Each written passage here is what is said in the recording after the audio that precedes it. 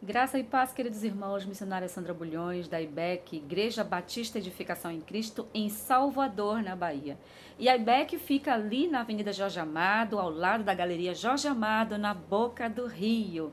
Estamos ali sob a liderança dos pastores Jorge e a pastora Ana Cristina. Sejam bem-vindos em nome de Jesus a este canal e sejam bem-vindos também à IBEC. Neste momento de pandemia, estamos tendo culto aos domingos, culto presencial, que começa às 17h30 às 19 horas e o segundo culto vai das 19h30 às 21 horas. Amém? Antes de dar o título dessa mensagem, eu gostaria de pedir para você que ainda não é inscrito no nosso canal, se inscreve aí no canal e ativa o sininho para que todas as vezes que postarmos aqui um vídeo, um conteúdo, você possa ser notificado e receber em primeira mão e assim poder compartilhar. Amém? A palavra de hoje está no Evangelho de Jesus, segundo escreve Lucas, o capítulo de número 15, versículos do 11 ao 24, mas faremos a leitura de apenas 3 versículos, mas aí você anota na sua Bíblia, anota aí no seu caderninho, Lucas, o capítulo de número 15, versículos do 11 ao 24. Farei a leitura dos versículos 21, 22 e 23, que diz assim: E o filho lhe disse: Pai, pequei contra o céu e diante de ti, já não sou digno de ser chamado teu filho. O pai, porém, disse aos seus servos: Trazei depressa a melhor roupa. Aleluia. Vestiu, ponde-lhe um anel no dedo e sandálias nos pés. E o versículo 23 diz: Trazei também e matai o novilho cevado. Comamos e regozijemo-nos. Aleluias. E o título que eu dou para essa mensagem, para você que está me ouvindo aí, é Volte para os braços do Pai. Amém? Volte para os braços do Pai. Queridos, nós lamentavelmente, nós estamos vendo que tem muitas pessoas hoje que estão fora dos caminhos do Senhor. Mas eu quero falar sobre filhos de crentes, que são filhos da promessa, que não estão mais dentro do Evangelho. Foram criados dentro do Evangelho, mas lamentavelmente, por algum motivo, se afastaram da igreja, se desviaram dos caminhos do Senhor. Estão bem longe dos caminhos do Senhor. Você conhece alguém assim? Pois é.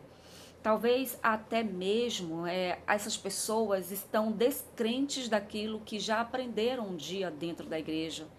Outros, embora crendo no que já recebeu, não tem forças para voltar, não tem força talvez moral, força espiritual para retornar. E às vezes não tem nem o desejo no seu coração de estar voltando para os braços do Senhor.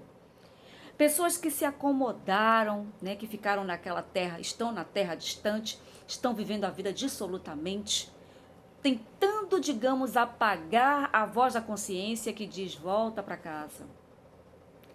Talvez está tapando os ouvidos para a voz do Senhor, para a voz do Evangelho. E hoje essa palavra é para você. Isso aí. Você que está fora da casa do Pai. E a palavra de hoje para você é essa: volta para casa. Volta para a casa do Pai. O Pai está te esperando. O Senhor Jesus, aqui em Lucas, no capítulo 15, ele conta 3 parábolas, queridos. Ele conta essas três parábolas para responder à postura daqueles fariseus, daqueles escribas, porque estavam condenando Jesus, porque Jesus estava comendo com pecadores e publicanos. Então Jesus ele vai narrar 3 parábolas para fazer acerca do amor de Deus. O amor que nas 3 parábolas, ele está evidente, nas parábolas das ovelhas, a ovelha perdida, dentre 100, uma se perdeu, não é verdade? As dracmas, que dentre 10, uma estava perdida. E dos filhos, um perdido fora de casa e o outro estava perdido, acredite, dentro de casa. Dentro de casa, porém, perdido. Então, o Deus que ama você, ele se importa com você. Ele procura você. Ele quer você de volta. Ele quer te resgatar. Ele coloca você nos ombros e vai celebrar o seu resgate. Hoje, de forma, digamos, breve, eu quero falar para vocês em partes dessa parábola aqui, eu não vou me alongar, essa última parábola que fala um pouco para você desse filho que é conhecido por todos como filho pródigo. E muito embora a personagem, né, mais conhecida e mais destacada dessa parábola aqui não seja o filho, nem o que saiu de casa, nem o que ficou em casa, mas a figura do pai, a figura que mais vai saltar aos olhos dessa história de amor. O amor do pai pelos seus filhos. E é a história do pródigo. Ela pode, digamos que ela pode ser resumida em fases. Uma dessas fases, queridos, esse rapaz, ele era feliz inconscientemente.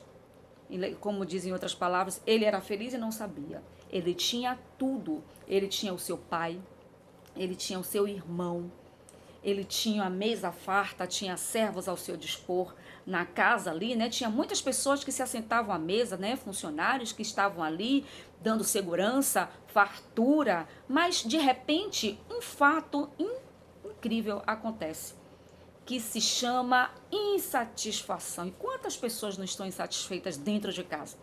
E a insatisfação, ela pode ser um perigo, porque ela vai ameaçar, ela vai tirar você do foco, ela vai tirar do seu coração aquele sentimento de que você merece mais. Pois é, a insatisfação faz isso. A insatisfação, ela tira de você que você pode mais, né? Tira de você que você não deve ficar limitado naquele espaço ao que você tem na casa do pai, porque existe, né? O mundo aí está te apresentando coisas maiores lá fora que estão te chamando e que você precisa beber todas as taças dos prazeres que essa vida oferece a você. Tudo engano. Tudo engano.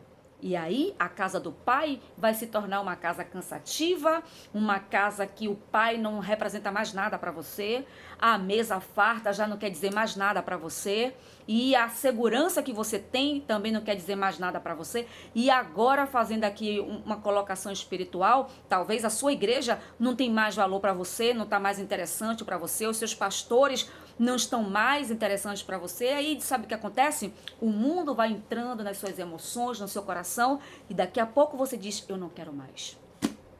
Perigo. Alerta para o perigo. E esse moço, é isso que faz ele chegar até o seu pai e dizer, pai, eu quero a parte que me cabe da minha herança. Queridos, olha só, naquela época, eu já falei isso em alguns devocionais, o pai não repartia a herança enquanto ele estava vivo. A herança só era desfrutada após a morte do pai. Mas aqui, esse menino, ele está dizendo para o pai, eu não me importo que o senhor esteja vivo ou morto, eu só quero o que é meu, eu não quero mais ficar aqui. Está entendendo? Ele está dizendo, essa casa não me satisfaz, não tenho prazer mais nela. E quantos filhos, queridos, né, saíram da igreja, abandonaram a criação que tiveram, se afastaram do evangelho, porque de repente o mundo parecia que era mais atraente do que a casa do pai, do que a casa de Deus, e simplesmente se afastaram da presença. Mas note vocês que além da insatisfação tem outra coisa aqui, que é a rebeldia. É quando a insatisfação ela vai gerar ingratidão, e a ingratidão está dando à luz a rebeldia. Ele mata o pai no coração antes mesmo de receber a herança do pai. Vocês percebem isso? Porque eu não sei, você talvez que está aí hoje, está vivendo longe de Deus, talvez você esteja num país distante, talvez você também está nutrindo no seu coração uma insatisfação, e essa insatisfação gerou ingratidão, que gerou a rebeldia no seu coração, e você simplesmente virou as costas para Deus, virou as costas para a igreja, para os seus pais, para os seus amigos, para pessoas que te amavam. Você era feliz. E você não sabia. Você era feliz e você não sabia. Amém? Mas tem uma outra coisa aqui. Tem um outro momento dessa situação que é assim. Esse rapaz, eu vou dizer que ele era infeliz. Mas ele era um infeliz inconsciente. Ó, um infeliz inconsciente. E agora vai para um país distante. Olha aqui o versículo de número 13, olha só, diz assim, partiu para uma terra distante. E lá, olha isso, dissipou todos os seus bens, vivendo como dissolutamente, depois de ter consumido tudo. Queridos, ele não vai para um lugar conhecido, embora isso aqui seja uma parábola, tá? Jesus, com muito cuidado, né? Ele vai definir como terra distante. Não era uma terra conhecida. Uma coisa, esse rapaz quer uma mudança completa. Ele não quer ficar ali nos limites próximos da casa do pai. Ele quer bem distante, ele quer um lugar bem longe, quer distância, não é assim? E aí, quando ele vai para esse país, ele acha que a vida tá lá e ele começa a curtir a vida. Começa a beber todas as taças dos prazeres, mulheres, né? No versículo 30, o seu irmão, a Bíblia não diz se o irmão tinha razão ou não, mas o irmão acusou ele de ter gastado tudo com meretrizes. Talvez com festas. Talvez com muitas diversões, muitos amigos, né? Orgias, enfim, essas coisas de paixões carnais que levam muitos jovens, infelizmente, para o abismo. Aqueles amigos que se dizem amigos, mas que na verdade chegam para usufruir do que você tem, não é? Então, enquanto ele tinha dinheiro para bancar, tudo isso, o ajuntamento daqueles amigos, daquelas mulheres, parecia que estava tudo perfeito. Parecia que ali sim era o lugar de se viver. Mas era um engano. Esse mundo, ele atrai, ele seduz, né? Ele traz muitas propostas e não é diferente com as amizades. Amigos aproveitadores que se aproximam de você para sugar de você, para se aproveitar de você, aí do que você tem para oferecer. E ele estava rodeado de amigos. Amigos que não eram amigos coisa nenhuma. Eles estavam vivendo um momento com aquele rapaz. Talvez, queridos, hoje você esteja vivendo essa aventura. Talvez você esteja vivendo hoje com pessoas ao seu lado que estão mostrando ali, né, que estão solidários, que gostam de você, mas porque você tem algo a oferecer. E quando você não tiver mais nada a oferecer? Hoje nós vemos muitos jovens aí se drogando, bebendo, se desfrutando aí dos deleites da vida e achando que ali sim é lugar de se viver. Ah, que igreja que nada, é caretice, é isso, é aquilo. É exatamente isso que acontece no mundo inteiro. Estamos no meio de uma pandemia, não tem como não falar, estamos. Mas tem pandemias piores que estão matando homens e mulheres jovens. Drogas que estão matando esses jovens. Que não é o Covid que está levando para debaixo da terra, mas o pico na veia, o pó no nariz, a fumaça do crack está matando. Salomão em Eclesiastes diz que o homem tenta buscar, né? Tenta buscar esse prazer. Ele tenta buscar do mundo, mas assim o mundo está aí realmente embalando muitos jovens e muitos prazeres. E às vezes o jovem, o desviado, ele nem percebe que nessa terra distante que ele acha que é feliz, ele está completamente infeliz. E ainda não se deu conta. E tem algo mais aqui. Tem mais uma coisa. Esse rapaz, ele era infeliz consciente. Agora, preste atenção. Cuidando de porcos. Agora ele está consciente. Agora ele está passando fome. Agora ele não tem sequer uma comida de porcos para acalmar o seu estômago, fuzilado pela dor e, digamos, talvez pelo arrependimento. Olha o que está escrito aqui. Olha isso, no versículo de número 17. Aliás, o versículo 15 vai dizer assim. O versículo 14, ele introduz o assunto. Depois de ter consumido tudo, sobreveio àquele país uma grande fome, e ele começou a passar necessidade.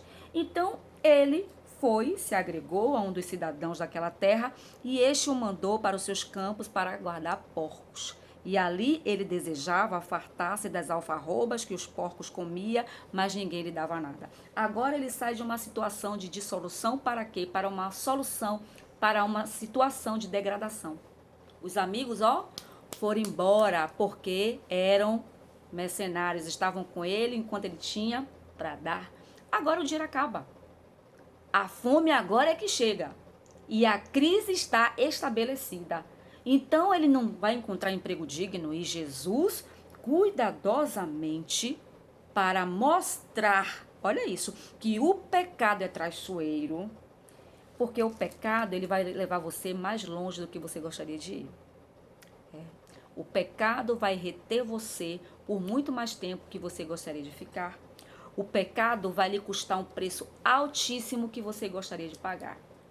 E Jesus, cuidadosamente, diz que este rapaz vai cuidar de porcos, animais considerados imundos na cultura judaica.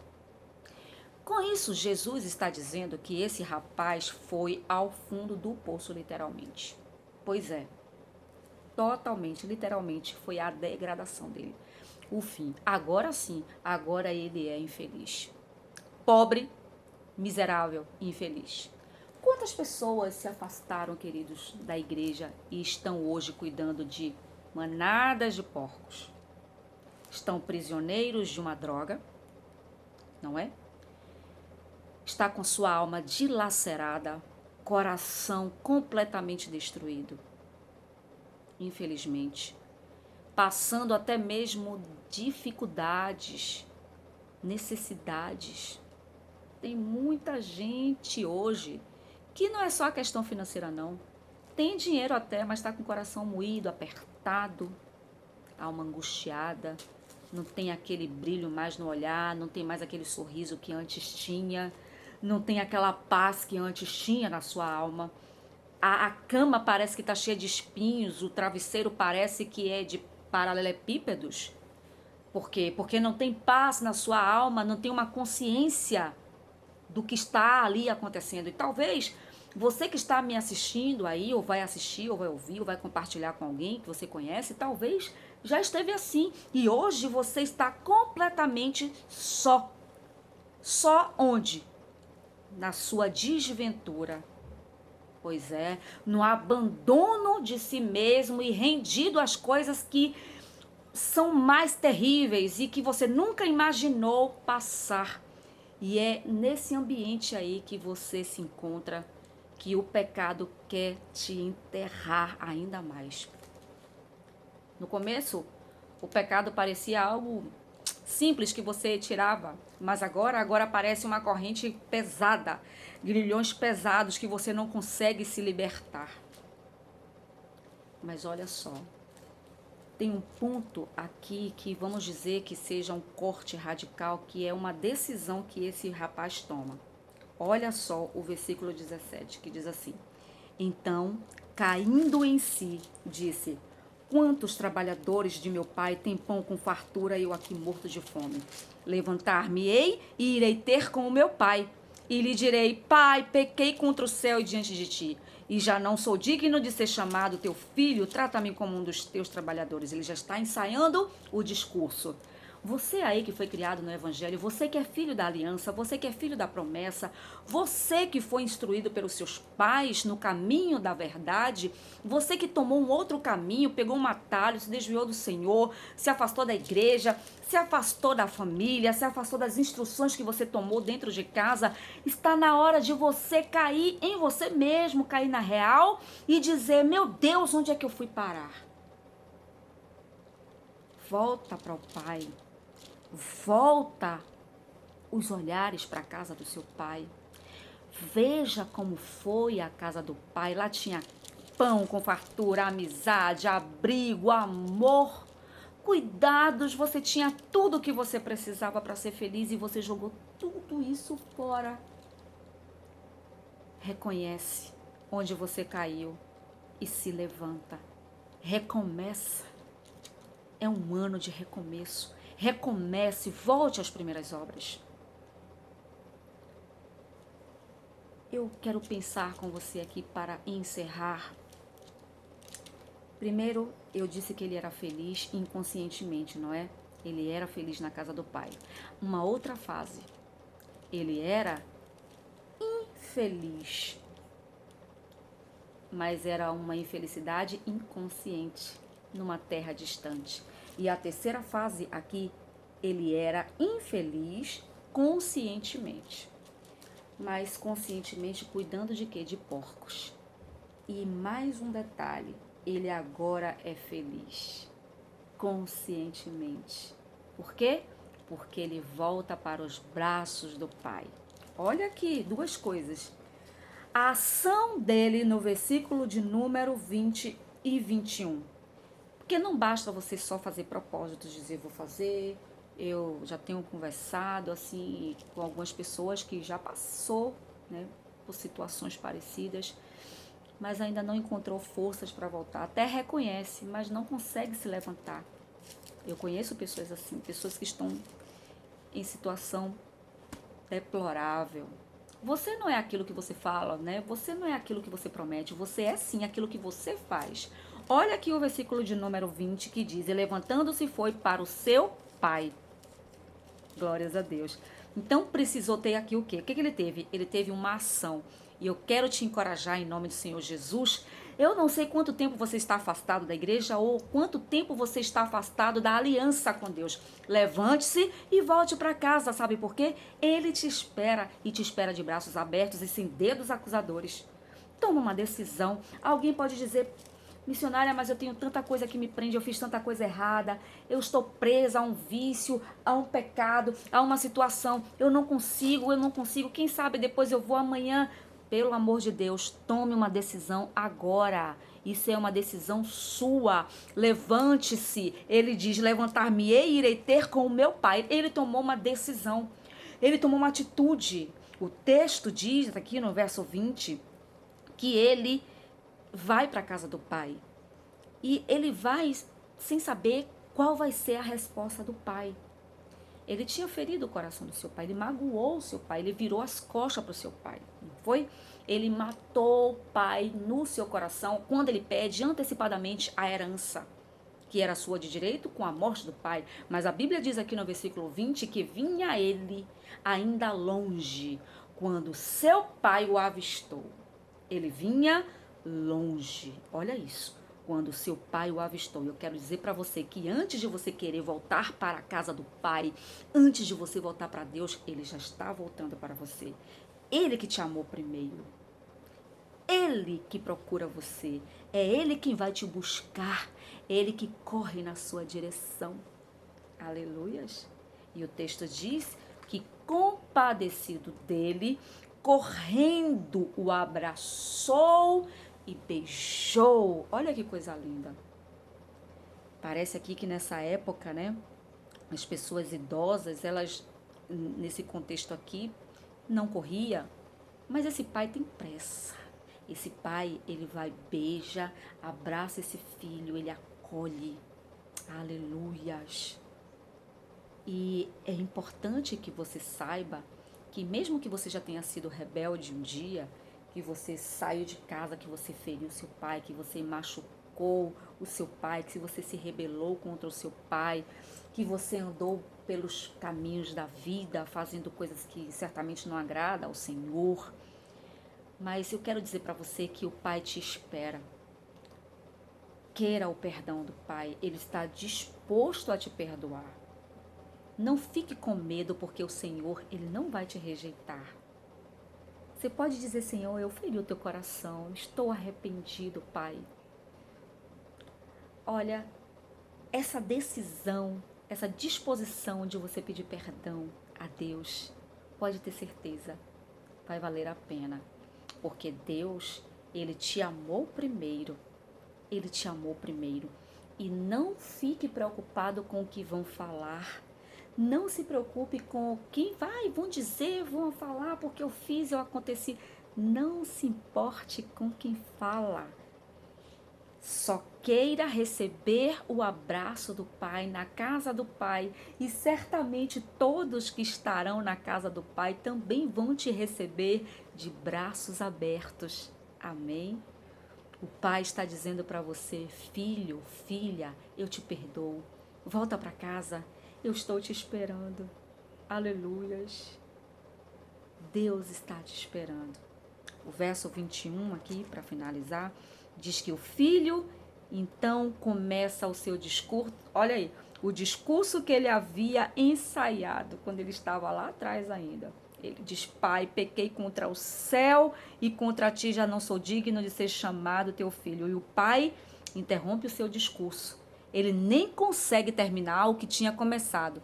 Ele diz assim: trata-me como um dos seus trabalhadores. E aí o pai vai dizer assim no versículo de número 22: trazei depressa a melhor roupa, aleluia, aleluia, vestiu, ponde-lhe anel no dedo, sandálias nos pés, trazei também o novilho cevado, que era, queridos, colocado numa ocasião muito especial, o novilho cevado. E o pai agora considera esse momento um momento grandioso, e aí começa a se regozijar com a volta do seu filho. Olha, você que está fora da casa, o Pai espera você, o Pai te perdoa, o Pai te recebe, o Pai restaura você, o Pai vai celebrar a sua volta, o Pai tem um novilho lá preparado para preparar para você, já está guardado para quando você chegar, ele te oferecer. Ele não vai dizer que você foi insensato, que você fez coisa errada, que você foi ingrato, que você foi rebelde. Ele não vai dizer nada disso. O pai não vai falar nada disso. O pai não joga na cara os fracassos de nenhum filho. Deus trata você com amor, com perdão, com restauração. Ele faz tudo novo na sua vida. Então agora mesmo volte para casa. O pai está esperando você. Amém? Você está longe da casa de Deus? Hoje é o dia da reconciliação. Diga: eu quero voltar para casa. Hoje é o dia do beijo do Pai. Não deixe para amanhã. Hoje é o dia que Deus quer celebrar a sua restauração. Volta para casa.